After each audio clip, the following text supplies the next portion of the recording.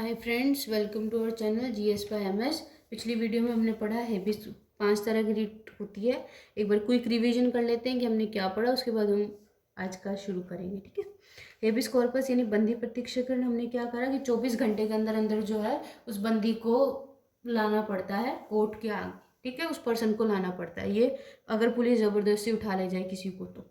ठीक है। फिर आता है मैंडामस परमादेश, यानी कोई भी सरकारी कर्मचारी अगर सरकारी तनख्वाह उठा रहा है तो वो किसी की व्यक्ति के मूल अधिकारों का पालन नहीं करता तो उसे मैंडामस के थ्रू आदेश दे दिया जाता है। फिर आता है क्यू वारंटो। क्यू वारंटो में क्या है, व्हाट इज योर अथॉरिटी, तुम्हारी अथॉरिटी क्या है। जब भी कोई इन्फीरियर पर्सन यानी क्वालिफिकेशन, ठीक है, क्वालिफिकेशन में कोई इन्फीरियर पर्सन किसी सुपीरियर पोजीशन का काम करता है तो उस पर क्यू वारंटो लगाया जाता है, तुमने किस हक से ये काम कर दी। ठीक है। प्रोहिबिशन यानी ये दोनों कोर्ट के लिए प्रोहिबिशन और सर्टियोरी डिस्ट्रिक्ट कोर्ट हाई कोर्ट पे लगाएगा, हाई कोर्ट सुप्रीम कोर्ट पे लगा देगा। जब निचली अदालत कुछ ऐसा काम कर रही है जो उसके बस का नहीं हो तो जो ऊपरी अदालत है वो क्या कह सकती है कि तुम ये मुझे दे दो। जब कार्रवाई रोकनी हो तब तो प्रोहिबिशन लगाएंगे, अगर उसका किसी का फैसला रद्द करना हो तो सर्टियोरी लगाएंगे।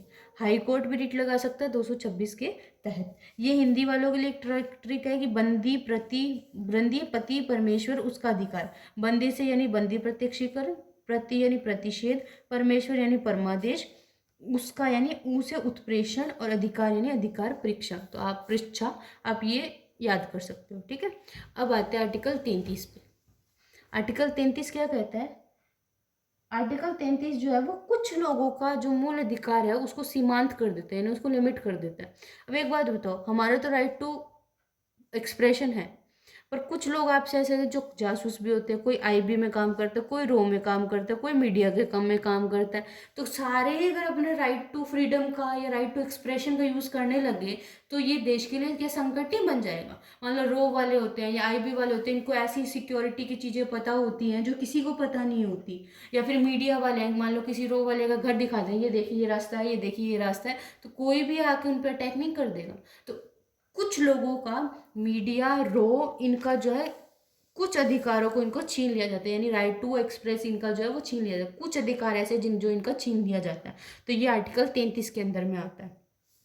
आर्टिकल 34 क्या कहते हैं कि देश के किसी क्षेत्र में सरकार को लगता है कि यह शांति है तो वहां पे मार्शल लॉ इंप्लीमेंट कर सकते हैं, जिसे सैन्य कानून बोलते हैं या राष्ट्रपति शासन बोलते हैं। जिसे जैसे आफ्सपा लगता है उसमें नॉर्थ ईस्ट में लगता है, जैसे उस केस में क्या होता है, पुलिस की पावर खत्म हो जाती है, सीआरपीएफ या आर्मी आगे पूरा चार्ज ले लेती है उस केस में।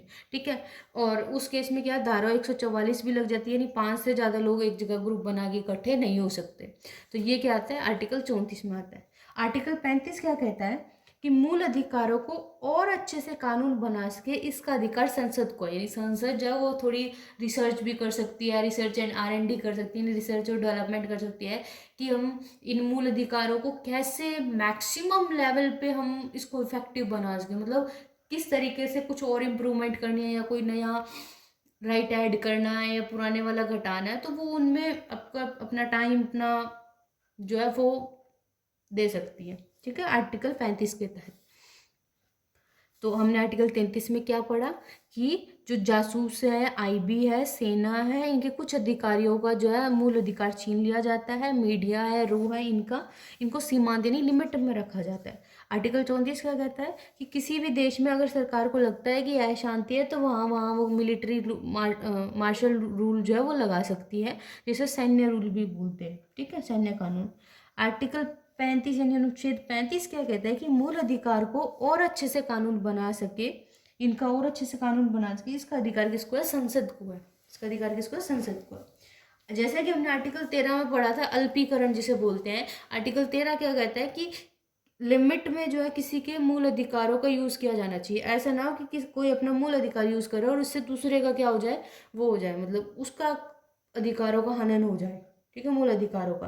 तो आर्टिकल 13 कहता है कि संविधान के पहले या बाद में कोई भी ऐसा कानून जो वर्तमान के संविधान को अलग तरीके से प्रभावित कर रहा है तो उसे इम्प्लीमेंट नहीं कर सकते। ये चीज मैंने पढ़ाई भी थी आपको कि 13 में बेसिक स्ट्रक्चर यानी संविधान का जो बेसिक स्ट्रक्चर है उसको कोई अगर बदलने की कोशिश करेगा तो वो उसको नल और वॉइड कर देंगे। उसका बेसिक स्ट्रक्चर चेंज नहीं होना चाहिए और किसी के अधिकारों का उतना ही यूज होना चाहिए जितना दूसरे को नुकसान ना हो, दूसरा मतलब उस चीज़ के ऑब्जेक्शन में ना हो। मतलब जैसे कि कोई अपनी राइट टू एक्सप्रेशन मांगेगा या अपना कुछ राइट टू नो मांगेगा, तो उससे दूसरे की राइट टू प्राइवेसी का हनन नहीं होना चाहिए ना। और या फिर जैसे कि मैंने अभी बताया आर्टिकल 33 में आपको कि IB रो है, अगर ये अपने इनके अधिकारों का यूज़ करने लगे तो फिर वो दूसरे देश के लिए तो संकट बनेगा ना, देश के कितने नागरिकों का उससे वो प्रॉब्लम होएगी। ठीक है, तो ये है। और इन्होंने इंस्टेंट तलाक खत्म कर दिया। ठीक है, इनमें 6 महीने का टाइम दिया जाता है। आर्टिकल 13 को न्यायिक समीक्षा भी बोलते हैं। अब देखो कुछ ऐसे राइट हैं जो सिर्फ हमें मिल रहे हैं, वो विदेशियों को नहीं मिल रहे। ये कौन कौन से? 15, 16, 19, 29, 30। ये सिर्फ ये सब जो है वो हमारे पास है, विदेशियों के पास नहीं है। तो आइए 15 में देखें कौन कौन सा है। क्या आप मुझे बता सकते हैं कि हमारे पास कौन कौन से है और कौन कौन से नहीं?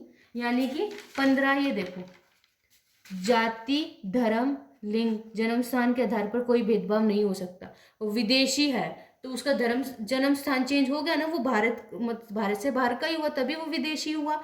तो वो उसको कैसे मिलेगा ये वाला? ये सिर्फ हमारे पास है 15 वाला।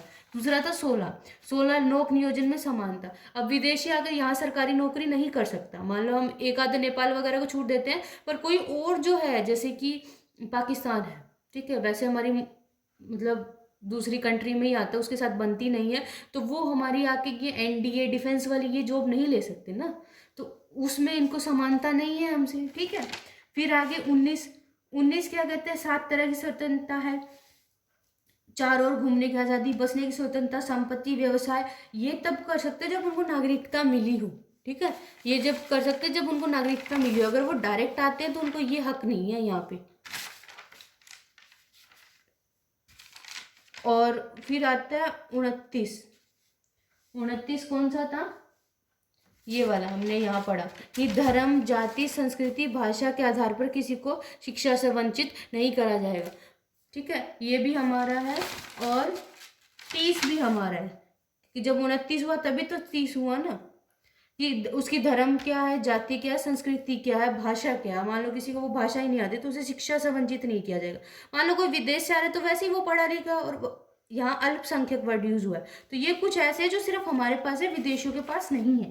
तो यहाँ हमारे फंडामेंटल राइट्स जो है वो कंप्लीट होते हैं। अगली बार से हम पढ़ेंगे DPSP यानी डायरेक्टिव प्रिंसिपल ऑफ स्टेट। ठीक है, तो आज का यही खत्म करते हैं। Thank you so much. I hope आपको अच्छा लगा हो ये। Thank you.